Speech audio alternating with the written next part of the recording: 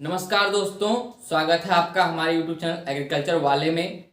आज हम लोग पढ़ेंगे क्लाइमेट के बारे में। ठीक है कि क्लाइमेट्स क्या होते हैं। ठीक है, क्लाइमेट के बारे में पढ़ेंगे। क्लाइमेट का जो चैप्टर है आपके 2 से 3 पार्ट में कंप्लीट होने वाला है। थोड़ा सा काफ़ी बड़ा चैप्टर है ये। तो आज हम नॉर्मली क्या पढ़ेंगे, क्लाइमेट क्या होता है आपका, वेदर क्या होता है, उसके बाद हम जो है एटमॉस्फेयर में कौन कौन सी गैसेस पाए जाते हैं, क्या एटमॉस्फेयर का कंपोजिशन है, उसके बाद एटमॉस्फेयर के स्ट्रक्चर के बारे में पढ़ेंगे। ठीक है, तो स्टार्ट करते हैं आप ये आज के लेक्चर। तो सबसे पहले हम बात करते हैं मुझे क्लाइमेट क्या होता है। ठीक है, क्लाइमेट और वेदर जो है बार बार जो है कन्फ्यूजन करता है। ठीक है, तो क्लाइमेट अगर जब हम बात करेंगे तो क्लाइमेट जो होता है, हम जो है एटमॉस्फेयर की क्या कंडीशन है और एक लंबे समय के लिए किसी क्षेत्र में एक लंबे समय के लिए जो उसका जो एटमॉस्फेयर का क्या कंडीशन है उसको हम बोलते हैं आपका क्लाइमेट। ठीक है, जबकि विदर क्या होता है आपका जो है कि किसी भी क्षेत्र या छोटे क्षेत्र में हम विदर जब भी हम बात करेंगे आपके जो किसी छोटे एरिया की बात करेंगे तो एक छोटे क्षेत्र में जो है आपके जो एक थोड़े से समय में जो क्या आपका जो है एटमॉस्फेयर का क्या कंडीशन है, क्या इसका स्टेट है, उसके बारे में जब बात करेंगे तो वो आपका जो है वेदर कहलाएगा। ठीक है, इसके बारे में अभी हम जो है एक बार जो है डिफिनेशन लिखते हैं, इसके बाद हम जो डिटेल्स बात करते हैं। ठीक है, सबसे पहले हम बात करते हैं वेदर की। ठीक है, तो वेदर क्या होता है आपका, वेदर की बात करेंगे तो आपका जो है वेदर इज अ, आप लोग नोट कर ले definition, weather is the instantaneous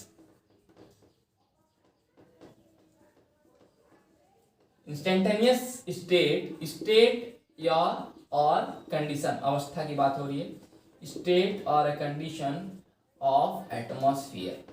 ठीक है, या हम इसको ऐसे ना कर करके बोल सकते हैं इसको, और day to day condition of atmosphere. ठीक है, कि वेदर क्या होता है आपका, weather is the instantaneous state और कंडीशन ऑफ एटमॉस्फियर, कि एटमॉस्फेयर का जो आपका जो तुरंत का जो क्या हाल है, मतलब अभी जो तुरंत मतलब क्या चल रहा है, वेदर के एटमॉस्फेयर का क्या कंडीशन है जब, तो उसे हम क्या कहते हैं आपका वेदर कहते हैं। यहाँ पे पॉइंट याद करने वाली बात है आपका इंस्टेंटेनियस। कभी कभी जो एग्जाम में पूछ लेता है कि इंस्टेंटेनियस स्टेट ऑफ एटमॉस्फेयर को क्या बोलेंगे, वेदर बोलेंगे क्लाइमेट बोलेंगे, तो इस पॉइंट का आप लोग ध्यान देगा। जब इंस्टेंट की बात हो रही है, तुरंत की बात हो रही है, तो आपका जो है वेदर कहलाएगा। ठीक है, या हम बोल सकते हैं day to day condition of atmosphere, कि मतलब हमारा डेली का जो क्या है, हमारा एटमॉस्फेयर का क्या हाल चल रहा है, क्या अवस्था चल रही है, उसको हम आपका वेदर बोलते हैं। जैसे अगर किसी ने कह दिया जैसे बादल ज्यादा घिरे हुए हैं, तो आज लोग बोल दिया आपने किया कि क्लाउडी डे है। ठीक है, या वर्षा हो रही है तो रेनी डे, तो ये आपका जो वेदर क्या आएगा। फॉर एग्जाम्पल आप लोग लीजिए, आप लोग क्लाउडी डे, या कोई हो सकता है रेनी डे हो सकता है। ठीक है, ये आपका जो वेदर हो गया। ठीक है, दूसरा पॉइंट हम बात करते हैं आपका कि what is a climate. Climate क्या होता है, तो क्लाइमेट जो होता है आपका, नोट कर लीजिए आप लोग कि climate is the condition of, climate is the long term condition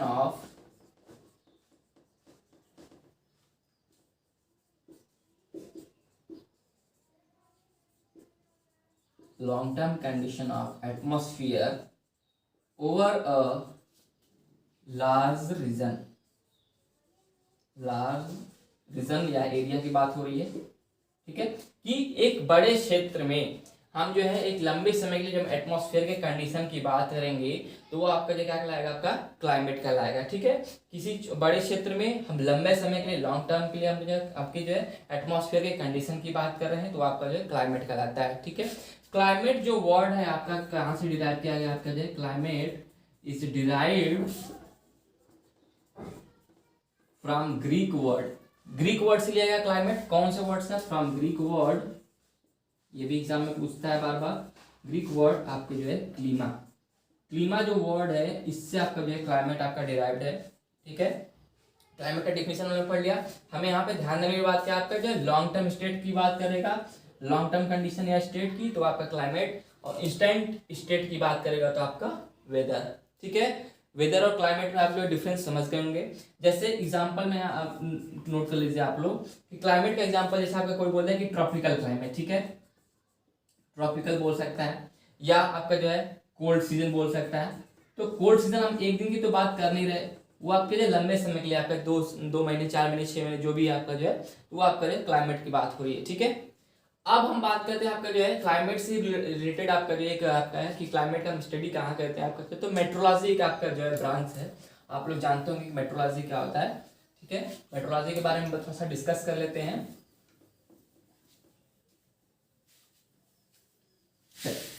तो मेट्रोलॉजी क्या होता है आपका,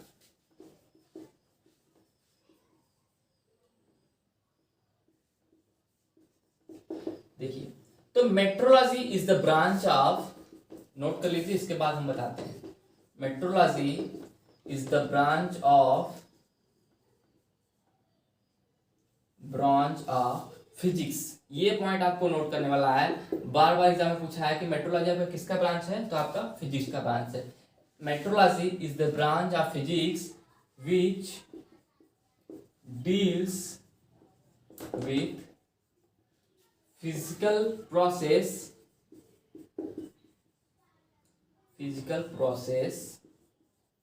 in atmosphere that produce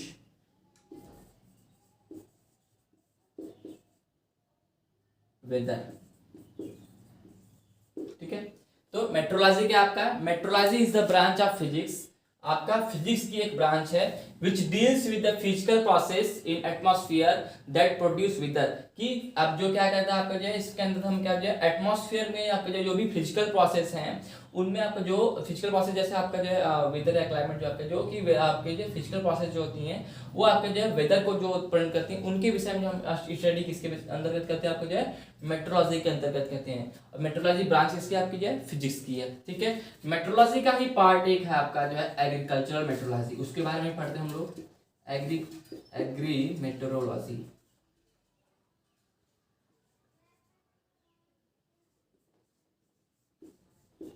देखिए एग्री मेट्रोलॉजी से आपको जो याद मतलब आप जो है नाम से ही देखने से पता चल रहा है कि मेट्रोलॉजी तो है लेकिन इसका रिलेशन जो आपको जो एग्रीकल्चर के साथ हम जब रिलेट करके पढ़ेंगे तो आपका जो एग्री मेट्रोलॉजी कहलाएगा वो, ठीक है। एग्री मेट्रोलॉजी देखिए क्या होता है आपका एग्री मेट्रोलॉजी, या हम इसको ऐसे ना करके एग्रीकल्चरल मेट्रोलॉजी,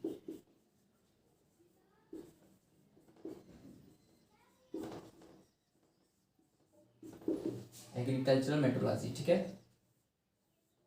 एग्रीकल्चरल मेट्रोलॉजी जो आपका क्या होता है, आपका agricultural metrology it is the branch of metrology, ये आपका जो मेट्रोलॉजी का ही ब्रांच है। It is the branch of metrology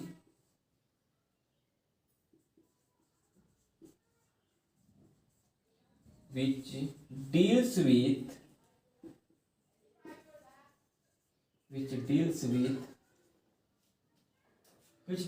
the relationship between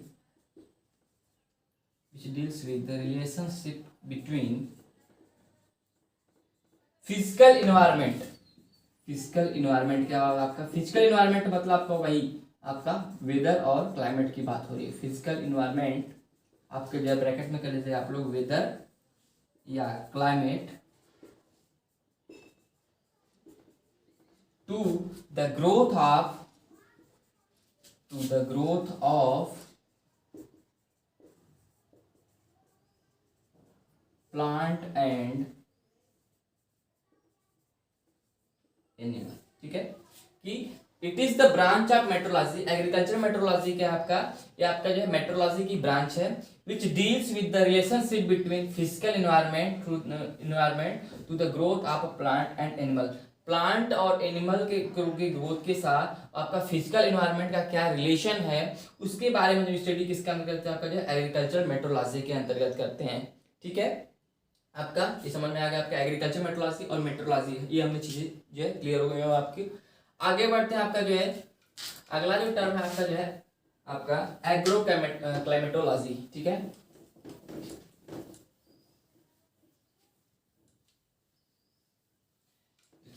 agro climatology क्या होता है आपका,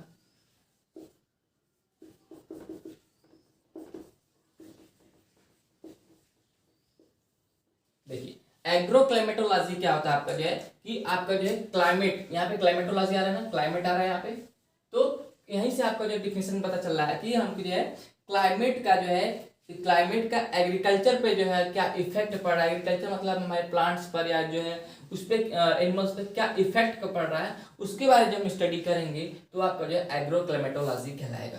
ठीक है, इसका जो आप लोग डिफिनेशन नोट कर लीजिए, agroclimatology is the study of climate, आप नोट करिए आप लोग, agroclimatology is the study of climate and its effect on agriculture। ठीक है, कि एग्रोक्लाइमेटोलॉजी क्या है आपका is the study of climate. Agroclimatology के अंतर्गत हम जो क्लाइमेट की स्टडी करते हैं और इसके इफेक्ट और इसके क्या प्रभाव है हमारे एग्रीकल्चर पर, उसके बारे में हम स्टडी करते हैं आपके एग्रोक्लाइमेटोलॉजी के अंदर। ठीक है, ये आपको एग्रोक्लाइमेटोलॉजी क्लियर हो गया।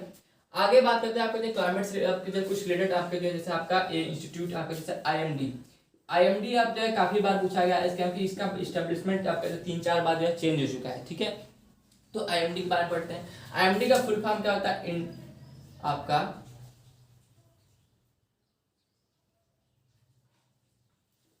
आईएमडी का फुल फॉर्म आपका Indian meteorological department,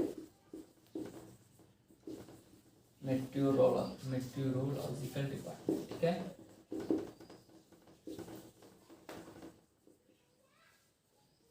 Indian meteorological department. ठीक है, इसका जो फर्स्ट इस्टेब्लिशमेंट जो हुआ था आपका, फर्स्ट इस्टेब्लिशमेंट कहाँ हुआ था आपका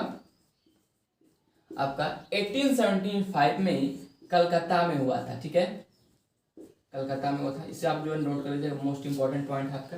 दूसरी बार जब आपका सेकेंड इस्टेब्लिशमेंट आपका जो है कहाँ पे हुआ, सेकेंड इस्टेब्लिशमेंट आपका इसका 1905 में, 1905 में कहाँ पे हुआ इसका सेकेंड इस्टेब्लिशमेंट आपका शिमला में हुआ। ठीक है, उसके बाद थर्ड आपका जो थर्ड इस्टेब्लिशमेंट तीसरी बार कहाँ पे हुआ आपका 1928 में आपका जो इसका इस्टेब्लिशमेंट आपका जो है पुणे में हुआ। ठीक है, उसके बाद अभी जो रिसेंट में आपका जो है मतलब अभी आपका इसका जो आपका हेडक्वार्टर्स कहाँ पे आपका जो जब फोर्थ बार इस्टेब्लिशमेंट हुआ तो ये आपका 1944 में इसका इस्टेब्लिशमेंट आपका जो है न्यू दिल्ली में हुआ। ठीक है, तो ये आपका बहुत इंपॉर्टेंट है आपका। कभी कभी जो आपके इनके क्वेश्चन जो पूछता है तो आपका सीक्वेंस से पूछ लेगा कि आपका जो है असेंडिंग ऑर्डर में बताइए कि इस्टेब्लिशमेंट आईएमडी का कैसे कैसे हुआ। तो 1875 में आपका पहली बार इस्टेब्लिशमेंट आपका कलकत्ता में हुआ। उसके बाद सेकेंड आपका जो इस्टेब्लिशमेंट आपका 1905 में शिमला में हुआ। फिर थर्ड आपका जो है आपका 1928 में आपका जो है पुणे में हुआ। फिर फोर्थ बार आपका जो इस्टेब्लिशमेंट आपका 1944 में आपका जो है न्यू दिल्ली में हुआ। तो अभी जो आपका इसका हेडक्वार्टर जो है आपका आईएमडी कहाँ पे आपका जो है न्यू दिल्ली में है। ठीक है, क्लियर हो गया आपका आईएमडी क्या होता है आपका। उसके बाद आपका जो एक आपका वर्ल्ड मेट्रोलॉजिकल ऑर्गेनाइजेशन आपका WMO जो है उसका हेडक्वार्टर भी कभी कभी पूछ लेता है एग्जाम में। तो WMO वर्ल्ड मेट्रोलॉजिकल ऑर्गेनाइजेशन।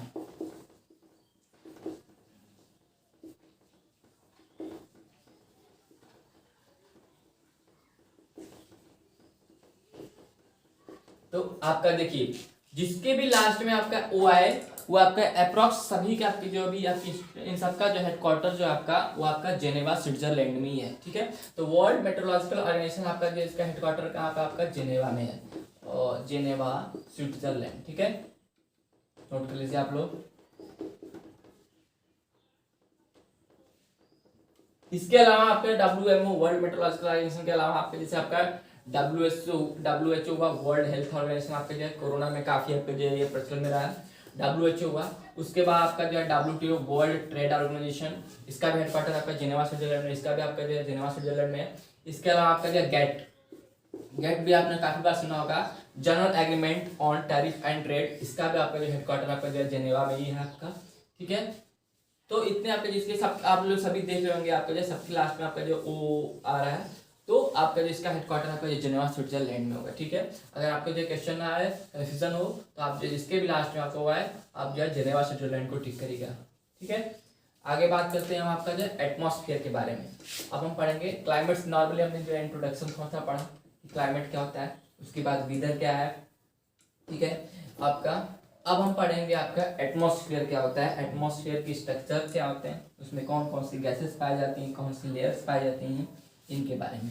ठीक है, तो एटमॉस्फेयर क्या होता है, सबसे पहले तो हम बात करेंगे एटमॉस्फेयर क्या है। तो एटमॉस्फेयर क्या आपका जो है आपके गैस का मिक्सचर है। ठीक है, विभिन्न आपके जो डिफरेंट टाइप्स ऑफ गैसेस का जो मिक्सचर क्या कहलाता है आपका जो एटमॉस्फेयर कहलाता है। ठीक है, तो आपका पहले डिफिनेशन नोट कर लीजिए आप लोग। Atmosphere is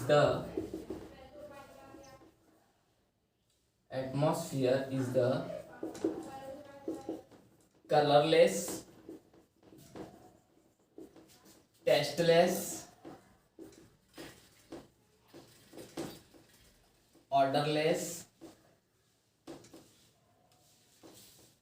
orderless mixture of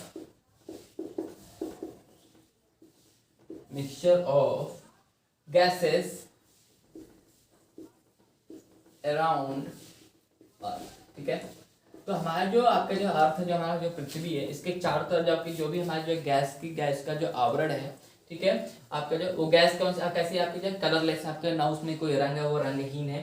tasteless, ना उनमें कोई आपका जो है स्वाद कोई है, तो आपका जो है स्वादहीन है। आपका जो ऑर्डरलेस, ना उनमें कोई गंध है, तो आपका जो ऑर्डरलेस, आपका जो ऑर्डरलेस मिक्सचर ऑफ गैसेस, आपका गंधहीन, स्वादहीन और आपके जो है रंगहीन गैसेस का जो आपका क्या है आपका समूह है, आपका एटमॉस्फेयर है।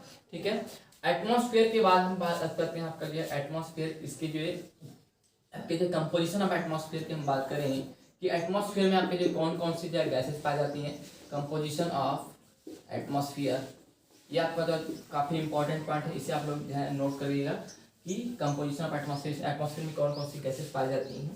देखिए, सबसे पहले आपका जो है इधर आप जो कॉलम बनाए आपका गैसेस, इधर बनाए आप लोग जो है वेट, वॉल्यूम परसेंटेज में। उधर आप जो नेक्स्ट जो आपको कॉलम बनाएंगे आपका वेट, वो आपका जो है परसेंटेज में। ठीक है, देखिए इस वाली गैस की बात करेंगे आपका जो आपका नाइट्रोजन आपका जो बहुत ही आपका जो है ज़्यादा मात्रा में पाया जाती है। आपका मोस्ट एबंडेंट गैस आपका जो है एटमॉस्फेयर में नाइट्रोजन कितना पाया जाता है आपको पता हो, ना पता हो तो देखिए नोट करिए एक बार, रिवीजन अगर आपको आ रहा हो तो आप जो है मेरे साथ जो है रिपीट करिए ताकि आपको चीज़ें याद हो, अच्छे से याद हो जाए।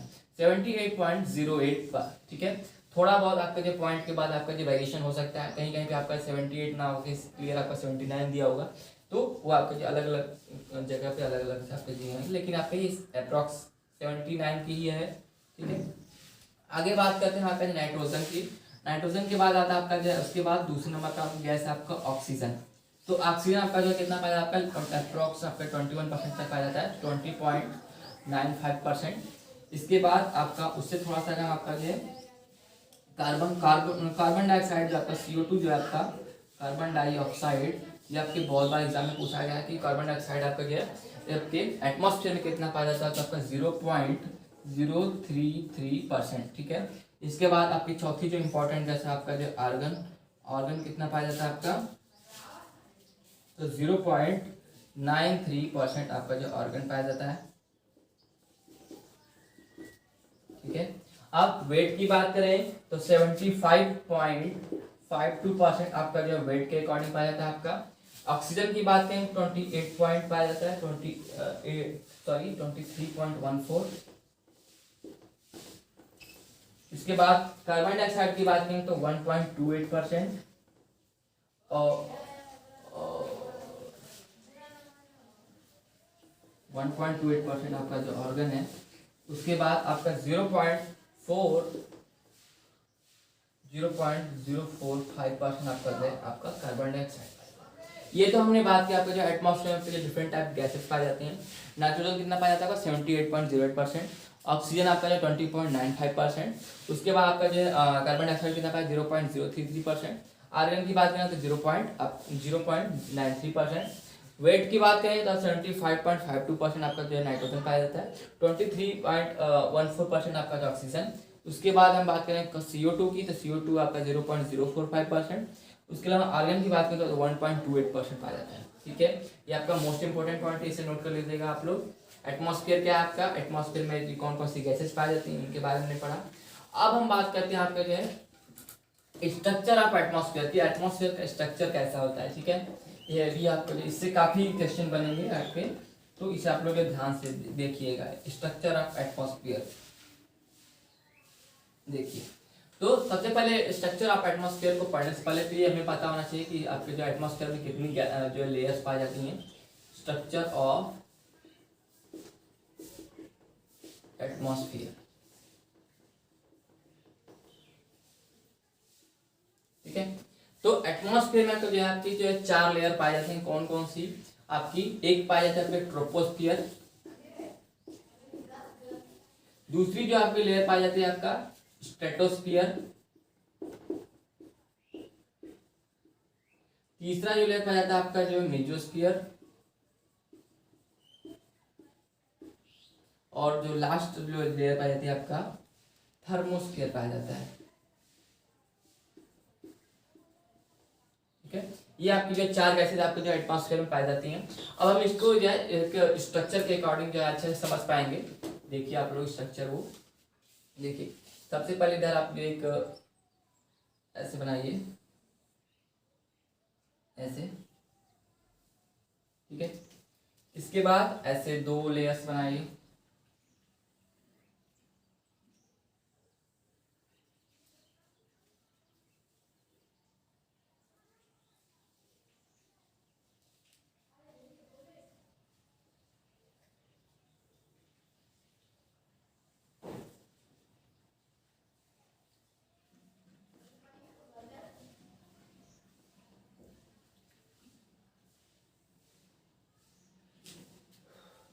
ठीक है। ये आपका अपर है, ठीक है। देखिए तो इधर आपका जो है क्या आपका, ये आपका एल्टीट्यूड है आपका,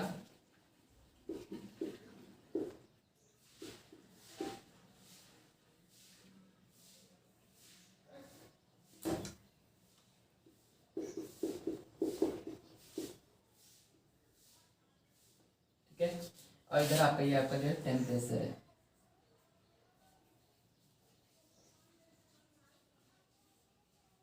ठीक है।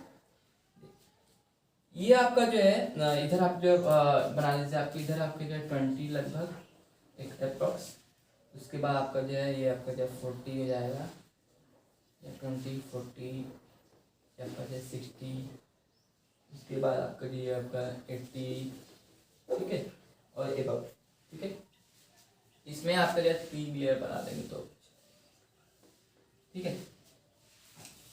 ये आपका जो पहला जो आपका ये आपका ट्रोपोस्फियर हुआ, ये आपकी जो लेयर है आपके जो इसको क्या बोल रहे हैं आपका जो ट्रोपोस्फियर।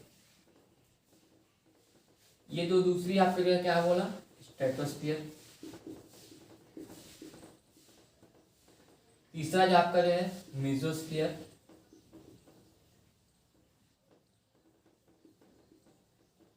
और जिधर ये वाला आपका जो है थर्मोस्फियर।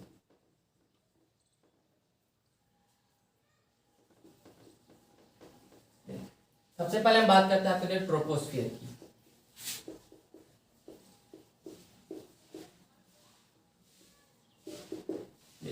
तो ट्रोपोस्फियर जो आपका जो है आपके जो अर्थ सरफेस से आपके एबव 8 से 18 किलोमीटर तक जो आपका जो हाइट पे आपका जो ट्रोपोस्फियर आपका जो एक्सपेंडर था वहां तक आपका जो ट्रोपोस्फियर पाया जाता है।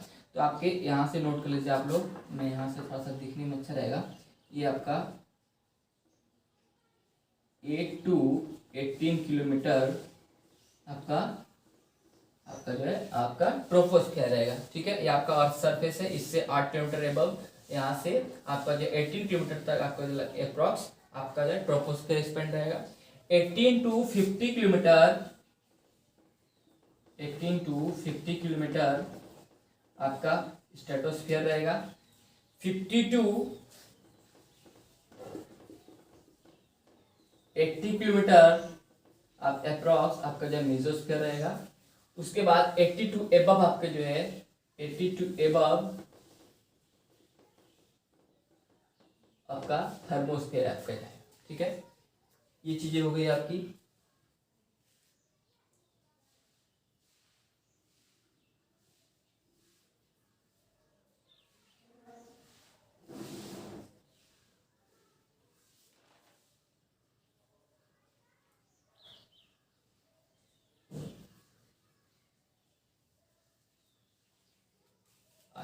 पहले हम ट्रोपोस्फियर की बात करते हैं। आपका जो है ट्रोपोस्फियर में सबसे पहले आपका जो है क्या, आपका जो ये आपकी सबसे पहले देख रहे हैं पॉइंट क्या, आपके सबसे लोअर लेयर है। तो एक पॉइंट आपके यहाँ पे लोअर लेयर आपकी है, ट्रोपोस्फियर का lower layer of atmosphere.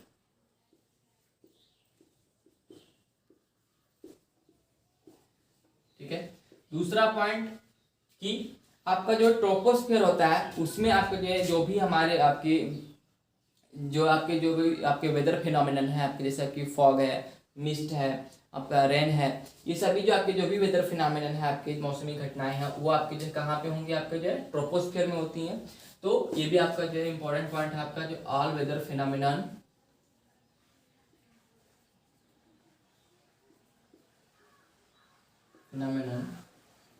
Occur in troposphere. All weather phenomenon में जैसे आपका है, नोट कर लीजिए आप लोग को, आपका फॉग हो सकता है, मिस्ट, ड्यू, ठीक है,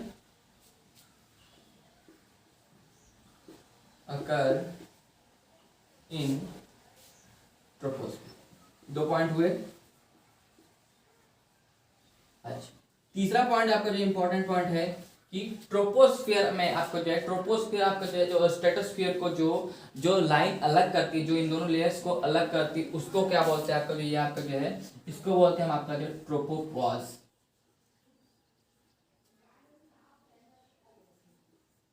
ट्रोपोपॉज। उसी तरह आपका जो स्ट्रेटोस्फियर और मेसोस्फियर को जो अलग करती है आपका जो, इसको बोलते हैं स्ट्रेटोपॉज।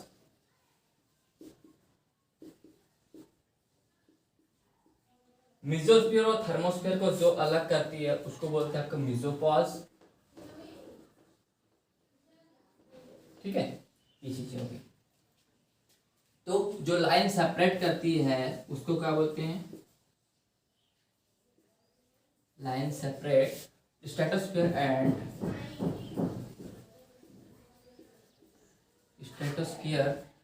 एंड ट्रोपोस्फियर,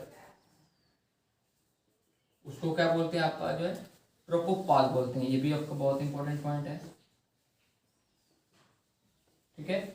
अच्छा, 3 पॉइंट हुआ। अगला जो पॉइंट है आप लोग ने नोट कर लिया होगा। नेक्स्ट पॉइंट, 4th पॉइंट जो आपका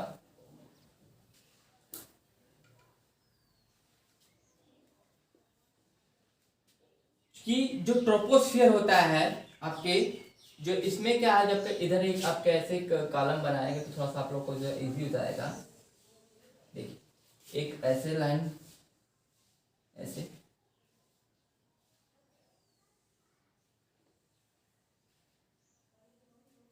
ठीक है। ये आपका जो है आपके टेम्परेचर को, मतलब जो लाइन है आपका जो इधर से आपको जो वेरी कर रही है एल्टीट्यूड, जैसे जैसे हम एल्टीट्यूड पे जा रहे हैं, तो आपका जो है ये आपकी टेम्परेचर मैंने दिखाना की कोशिश किया है। इधर में आपको जो है आपके, फिर से आपका जो है आपके इधर जा रहा है। तो मतलब जैसे जैसे हम ट्रोपोस्फियर में हम जो हाइट पर जाएंगे, एल्टीट्यूड जैसे जैसे हमारा बढ़ेगा, टेम्परेचर क्या होगा आपका जो है वो घटेगा। ठीक है। तो ये भी एग्जाम में पूछ लेता है कि कौन सी लेयर में आपका जो टेम्परेचर इंक्रीज करता है, कौन सी लेयर में आपका टेम्परेचर डिक्रीज करता है, वो चीजें। तो ट्रोपोस्फियर आपका जो एल्टीट्यूड के साथ आपका जो टेम्परेचर क्या करता है, आपका जो है टेम्परेचर डिक्रीज विथ एल्टीट्यूड। मतलब जैसे जैसे हम आपके हाइट पे जाएंगे, आपका जो ट्रोपोस्फियर में टेम्परेचर क्या करता है, आपका जो वो कम होते जाता है। 4.5 ट्रोपोस्फियर और स्ट्रेटोस्फियर को हम एक साथ होमोस्फियर भी बोलते हैं। ट्रोपोस्फियर प्लस स्ट्रेटोस्फियर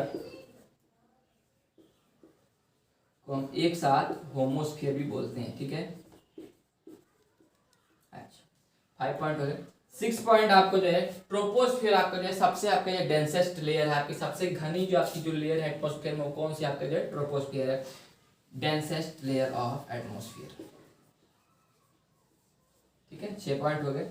इसके बाद जो आपका, ठीक है, आपके जो भी हमारा जो एटमॉस्फेयर का जो आपका वेट है, आपका अप्रॉक्स 85% आपका जो एटमॉस्फेयर का मास है वो आपका जो आपके इंक्लूड होता है आपके जो ट्रोपोस्फियर में। आपका जो टोटल मास है आपका जो एटमॉस्फेयर का, उसका 85% मास आपका जो केवल ट्रोपोस्फियर में पाया जाता है।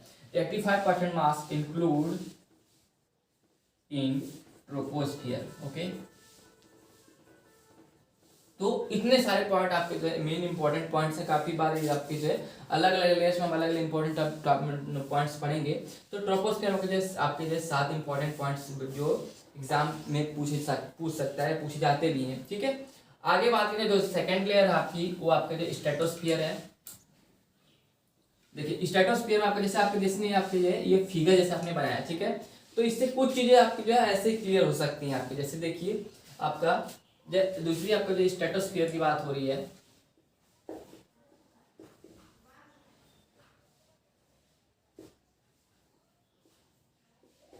पहला पॉइंट आपका जो है वो क्या है आपका कि स्ट्रेटोस्फियर जो आपका वो आपके 80 टू 50 किलोमीटर तक एक्सपेंड होता है। तो expand up to 80 to 50 kilometre. Okay, 18 to 50 kilometre. ठीक है, स्ट्रेटोस्फियर में आपको जो है टेम्परेचर क्या कहता है, आपका एल्टीट्यूड के साथ जो टेम्परेचर होता है वो आपका जो है लाइन देखिए आपको जो एरो मैंने आपका जो है एल्टीट्यूड की तरफ मुड़ाया है। तो मतलब आपका जैसे जैसे हम इस पर जो हाइट पर बढ़ेंगे टेम्परेचर क्या होगा आपका जो इसमें बढ़ते जाएगा। Temperature increase with altitude. Okay, जैसे जैसे हम हाइट पर जाएंगे आपका इसमें क्या होगा, स्ट्रेटोस्फियर लेयर में आपका जो है आपका जो टेम्परेचर बढ़ते जाएगा। ठीक है, इसके बाद आपका जो तीसरा पॉइंट है आपका कि स्ट्रेटोस्फियर आपका जो है स्ट्रेटोस्फियर और मेसोस्फियर को जो लाइन अलग करती है उसको क्या बोलते हैं आपका जो है स्ट्रेटोपास बोलते हैं। ठीक है, लाइन डिफरेंशिएट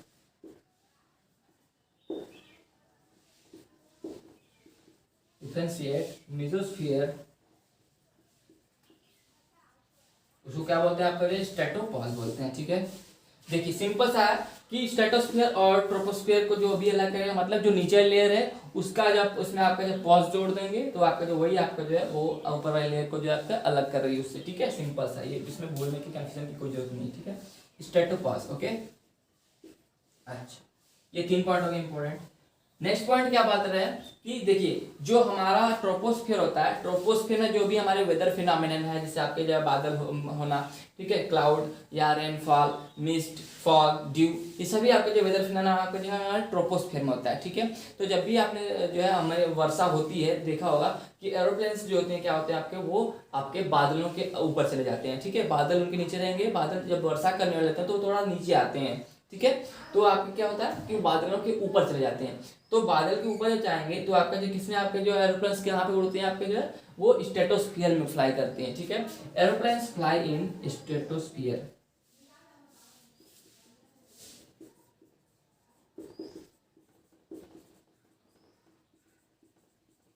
ठीक है, ये आपके जो 4 इंपॉर्टेंट पॉइंट रहे आपके। इसके अलावा स्ट्रेटोस्फियर में आपका जो है ओजोन लेयर पाई जाती है, इसलिए आपका जो है आपके जो मोस्ट आपके जो है वार्मेस्ट लेयर होती है आपकी, मोस्ट वार्मेस्ट लेयर।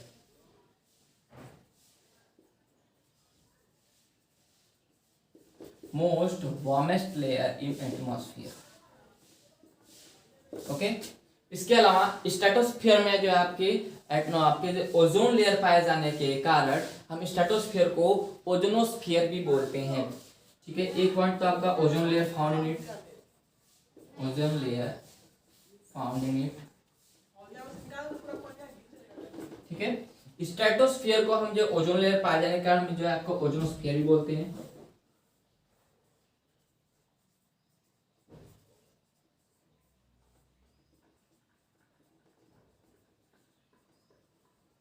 ठीक है, तो आपके जो 7 इंपॉर्टेंट पॉइंट आपके जो स्ट्रेटोस्फियर में भी रहे कि आपके जो इनकी स्पेंड कहाँ होता है आपका जो 80 टू 50 किलोमीटर आपके जो होते हैं, 8 टू 18 किलोमीटर आपका जो ट्रोपोस्फियर होता है आपका।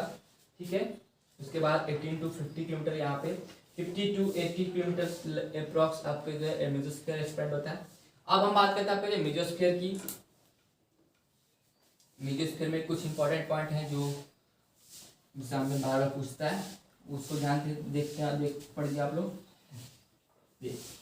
मेसोस्फियर,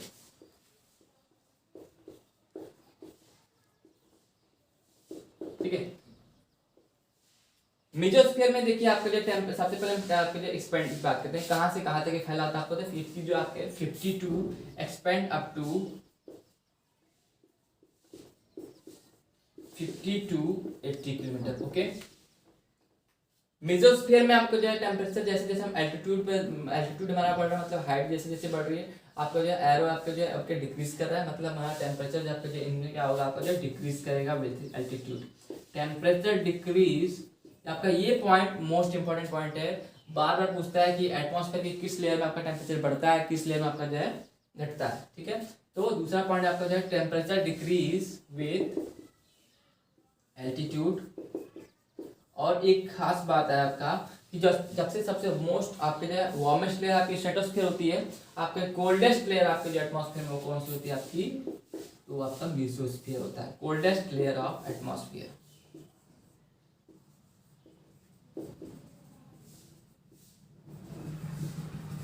ठीक है, नेक्स्ट पॉइंट हम बात करें आपके जो मेसोस्फीयर में, तो जो आपके मेसोस्फीयर और आपके जो थर्मोस्फीयर को जो सॉरी आपके जो स्ट्रेटोस्फीयर और मेसोस्फीयर को जो बात कर रहे हैं हमने वो पढ़ लिया। ठीक है आपके, तो ठीक है,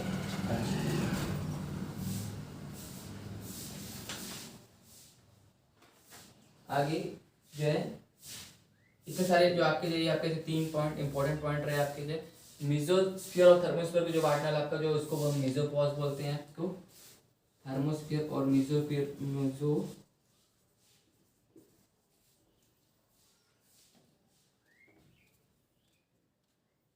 यहाँ पे नोट कर लीजिए आप लोग कि मेसोपॉज डिफरेंशिएट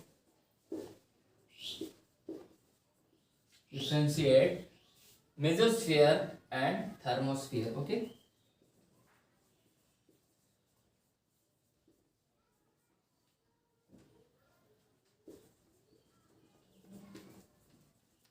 तो इतने आपके जो इंपॉर्टेंट पॉइंट रहे आपके मेसोस्फीयर में।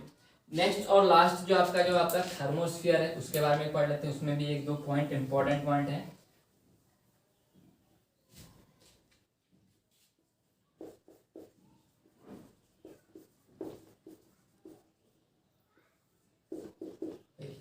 थर्मोस्फीयर में जो आपको जो है सबसे पहले ये पॉइंट हमने पढ़ लिया कि थर्मोस्फीयर और मेसोस्फीयर को कौन आपका लाइन अलग करता है, तो आपका जो मेसोपॉज करता है। ठीक है, थर्मोस्फीयर आपके 2 लेयर्स पाई जाती हैं, एक आपका जो आउटर लेयर होती है, आउटर लेयर को क्या बोलते हैं, आपका आउटर लेयर को हम एक्सो लेयर बोलते हैं, और जो आपकी जो इनर लेयर होती है आपकी जो इस लेयर की हम बात कर रहे हैं, तो इसको बोलते हैं आपका जो है आपका एक्सो लेयर, सॉरी एक्सो लेयर नहीं बोलते इसको, एक्सोस्फीयर बोलते हैं।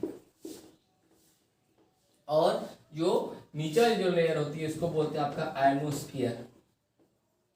ठीक है, तो जो आपकी इनर लेयर होती है उसको हम बोलते हैं आयनोस्फीयर, इसे आप लोग नोट कर लीजिए। ठीक है, 2 पॉइंट हो गए। इसके बाद हम बात करते हैं आपका जो है इसमें आपका जो है देख आपके जो है टेम्परेचर जो आपका क्या कर रहा है, आपका जो एल्टीट्यूड जैसे जैसे बढ़ रहा है टेम्परेचर भी बढ़ रहा है, तो इसमें हम एक थर्ड पॉइंट हो गया आपका टेम्परेचर इंक्रीज विद